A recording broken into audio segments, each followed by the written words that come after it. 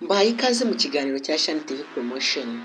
Uyu munsi wa none turi kumwe n'umwe mu banyamuryango ba Shani TV Promotion ndetse akaba ari no muri label ya MG5 Group Entertainment. Tugiye kuganira mu kiganiro tugiye kugirana, turaza kwibanda kuri sinema nyarwanda bagiye gukina. Ni sinema igiye kuza ikinwa ndetse ndizera ko baza kutubwira byinshi, araza kutubwira byinshi ndetse uyu munsi niwe turi kumwe.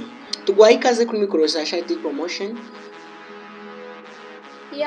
Amazina ni Irakoze Diane, izina ry'ubuhanzi ni Simbi Sani Sabisa. Urakoze cyane Simbi Sani Sabisa, kwakiriye hano muri studio zacu. Se mbere yuko dutangira ikiganiro urabibona gute, urahabona gute muri rusange? Murakoze, ndabona ari byiza, birashimishije cyane. Ese iriya sinema mugiye gukina ni yitwa ngo iki? Ese ni iyihe message izahereza abanyarwanda muri rusange? Iriya sinema twayise ubuzima. Yego. Ishobora gutanga ibintu byinshi kuko izaba iri kugira bamwe inama, iri no kubaganiriza cyane ku buzima babayemo, azaba ari byiza pe. Rero ndumva rigasaga ku buzima bwa buri munsi. Ese kubera iki ndi kumva ko amakuru ahari bitewe n'insinzi impamvu muzayikina ari audio, nyuma yaho mukazayikina ari video? Ese ni ukubera iki mugiye kubanza audio mbere yo kubanza video? Ni ukubera ko ari ukugira ngo abantu basobanukirwe cyane. Kugira ngo nasobanukirwe cyane. Okay.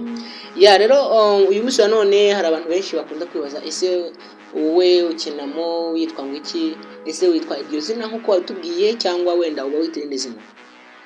Izina nkina mu iyo sinema nitwa ni Simbi Sani Sabisa nk'uko bisanzwe. Okay. Noneho iyi Simbi Sani Sabisa ndumva ni byinshi cyane twaganira, wenda igihe ni gitoya, ariko ndizera ko gira message wasigira abakunzi bawe bagukurikirana kuri YouTube ndetse no kuri Facebook, Instagram, TikTok n'ahandi hatandukanye. Inama nabasigira ni uko bazakurikirana iyo sinema kuko bazayikuramo byinshi. Mu buzima busanzwe izagenda agira bamwe inama, abandi baganiriza ku buzima babayemo. Urumva ni ibintu nyine bizaba bigamije ku buzima bw'umuntu, kandi hari aho izabakura, hari n'aho izabashyira. Urakoze cyane rero. Urumva ko ese iyo sinema nivaho, mbese muri make mbega wowe bakwitegeho iki?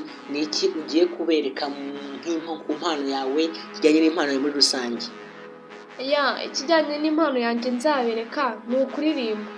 Uraririmba kandi no gukina nyine nganiriza abantu, bagira inama. Muri iyo sinema nyine ni icyo ngicyo nzabona. Urakoze cyane. Abantu rero bashobora kwibaza ngo uri single cyangwa uri mariye? Ndi single. Okay. Ndizera ko rero mwabyumvishe. Tuzagenda tugana no gutaha. Mwibuka gukanda subscribe ku batarazikanze, kuwayikanze nawe akande kunzogera, like na comment, ugire icyo tubwira ku kiganiro. Ndizera ko rero iyo sinema izatangira ku cyumweru ku itariki zingahera, tariki ya